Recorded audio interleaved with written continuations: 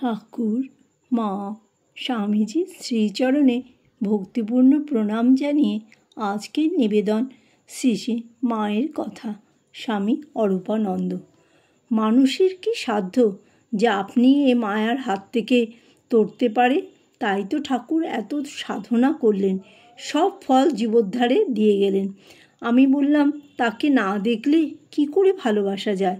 মা বললেন, তাই তো, হাওয়ার সঙ্গে কে ভাব করতে পারে? আমি বললাম, মা, কবে ঠাকুরের দেখা পাবো? মা বললেন, পাবে পাবে, সময় হলেই ঠাকুরের দেখা পাবে। অন্য একদিন সন্ধ্যার পর মা শুয়ে আছেন। কামিনীঝি মায়ের পায়ের বাতের তেল মালিশ করিতেছে। মা বলিলেন, দেহ একটি, দেহি একটি। দেহি সব শরীর জুড়ে রয়েছেন, তাই পায়ে ব্যথা। যদি এখানে অর্থাৎ হাঁটু থেকে মন তুলে নিই, তাহলে আর বেদনা নাই। আমি মন্ত্র দীক্ষার কথা তুলিয়া বলিলাম, আচ্ছা মা, মন্ত্র নেবার কি দরকার? মন্ত্র জপ না করে কেউ যদি মা কালী বলে ডাকে, তাতে হয় না?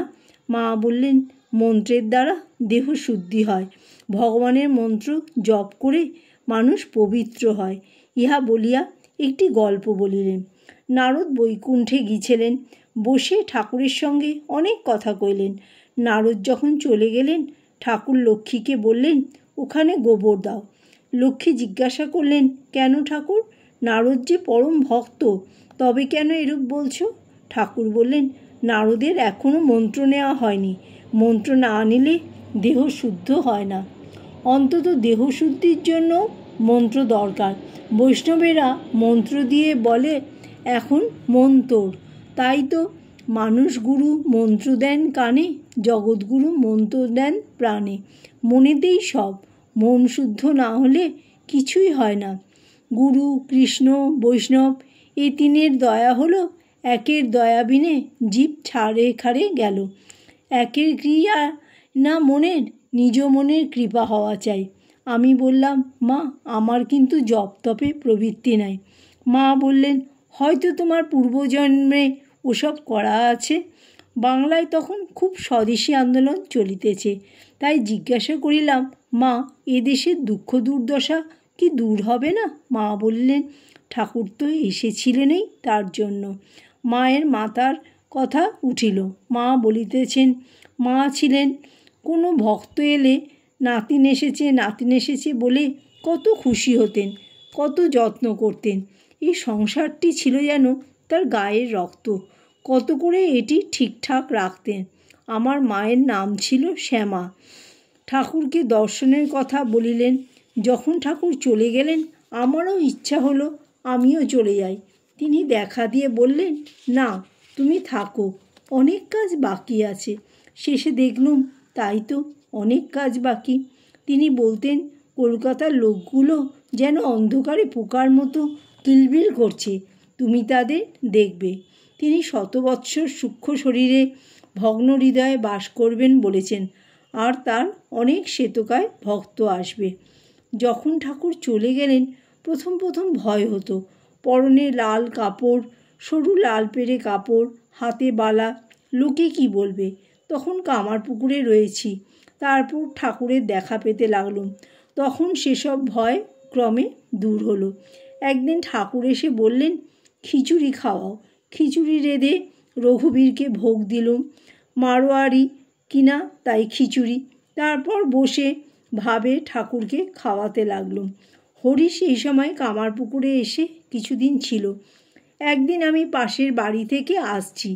এসে বাড়ির ভেতর যেই ঢুকেছি, অমনি হরিশ আমার পিছু পিছু ছুটছে।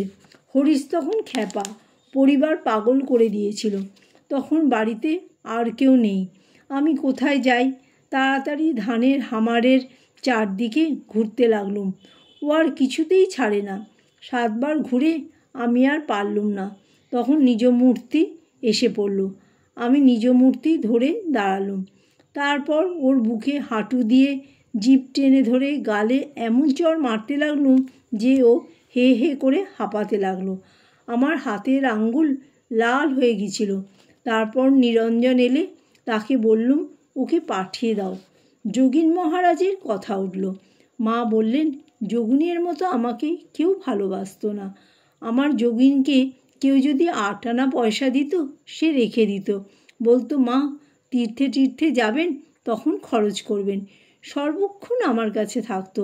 মেয়েদের কাছে থাকতো বলে ওরা সকলে তাকে ঠাট্টা করত। যোগিন আমাকে বলতো, মা তুমি আমাকে যোগা যোগা বলে ডাকবে। যোগিন যখন দেহ রাখলে, সে বললে, মা আমায় নিতে এসেছিলেন ব্রহ্মা, বিষ্ণু, শিব, ঠাকুর। আমি মাকে বললাম, কোন ভক্ত কে কে আমাকে বলতে হবে। মা বললেন, কাউকে না বলতে পারো। আমি বললাম, তা তুমি দেখবে যাতে কাউকে না বলি। বলিয়াই ভাবিলাম হয়তো কাহাকেও বলিয়া ফেলিব, কথা রক্ষা হইবে না, তাই তখনই বলিলাম, তবে থাক। মা বললেন, যোগিনকে অর্জুন বলতেন, নরেনকে সপ্তর্ষি থেকে এনেছিলেন। ঈশ্বরকোটির পূর্ণ, সরদার যোগিন, এ দুটি আমার অন্তরঙ্গ। এইরূপ দু একজনের কথা আপনা হইতেই বলিলেন। নিজের কথা বলিতেছেন। বলরামবাবু বলতেন, ক্ষমারূপা তপস্বিনী। বলিয়াই আবার বলিলেন, দয়া যার শরীরে নেই সে কি মানুষ, সে তো পশু। আমি কখনো কখনো দয়ায় আত্মহারা হয়ে যাই, ভুলে যাই যে আমি কে। কথাবার্তার শেষে মা বলিলেন, বাবা তোমার সঙ্গে আমার যেমন খোলাখুলি কথা হয়েছে, এমন আর কারো সঙ্গে হয়নি। পরে মা বলিলেন, আমি যখন কলকাতায় যাব তখন তুমি আসবে, আমার কাছে থাকবে। যদিও আমার ভিতরে ভিতরে সাধু হইবার খুব ইচ্ছা, তথাপি আমি তখন বাড়িতে থাকি। মনে ভাবিলাম হয়তো ভবিষ্যতে মায়ের ইচ্ছায় আমার তাহার কাছে থাকা এবং সাধু হওয়া সম্ভব হবে। জয় মা শারদা।